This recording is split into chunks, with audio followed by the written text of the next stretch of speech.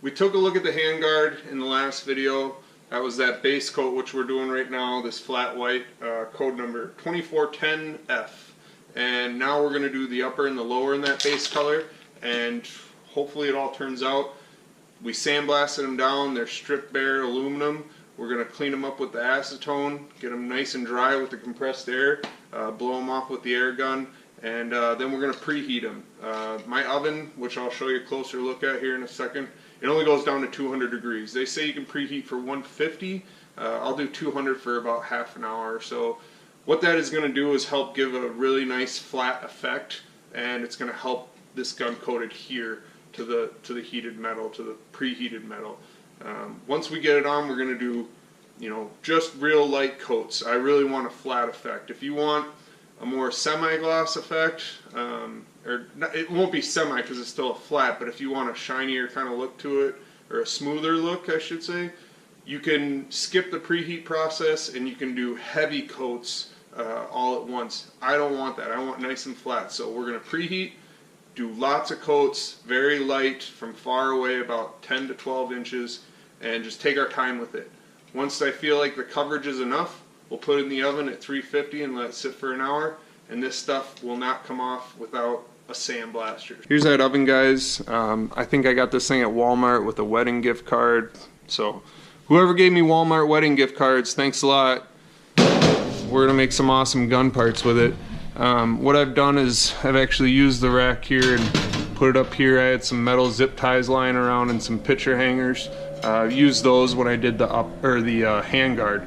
It worked out pretty well. This did actually fit a 17-inch handguard in here, so I wanted to get the most spacious one I could find. It happened to be digital, and it happened to only go down to 200 degrees. You can use whatever you want. Just make sure it's something that will heat it up that much. You can some Tupperware filled with acetone here, that's what we're going to use. This acetone I just picked up at Walmart. I got a gallon of it because I want to use it to clean the guns out when I'm done between colors and done between paint. And I've also got needle nose, pliers, things like that, just to help me bend some hooks up, just to kind of help hang parts by in the oven. And then we've got a green Scotch pad just to help us with getting all the sand off of these guys. And we'll dry them up with the compressed air, and then we'll get them blasted. We'll see how all that goes. One thing I will mention, guys, you see me using my bare hands right now. That's not so much the case. I got plenty of gloves. I'm not going to be swimming in this stuff, so take caution in that. So let's get to work, shall we?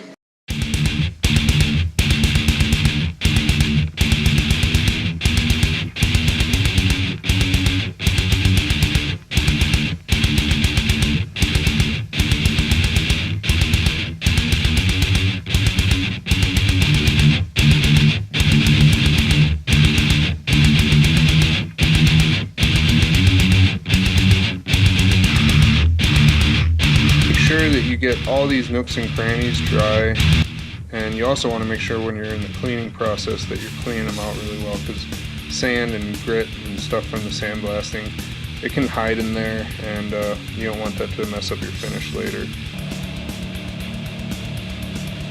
You hear beeping? Well, there's beeping in here. We are preheated. We have shaken for 3 minutes.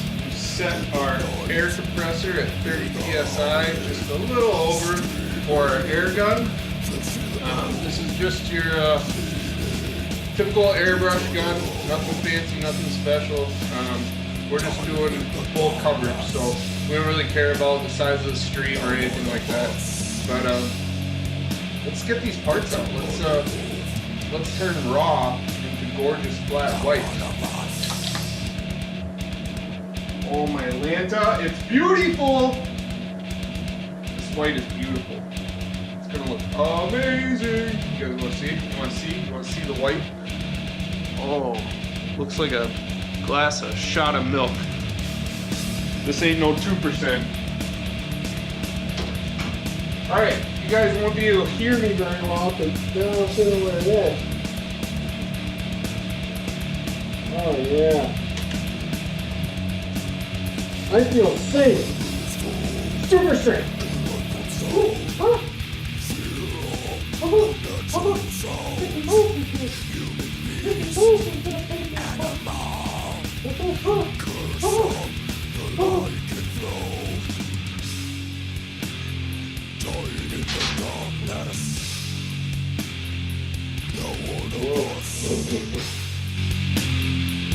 Make sure to touch your spray on a piece of cardboard or something. No one of us carnivorous, lost for human flesh, legacy of blood, another victim.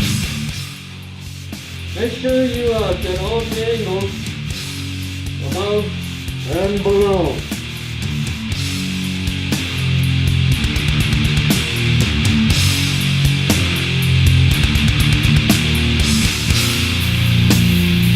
Carnivorous,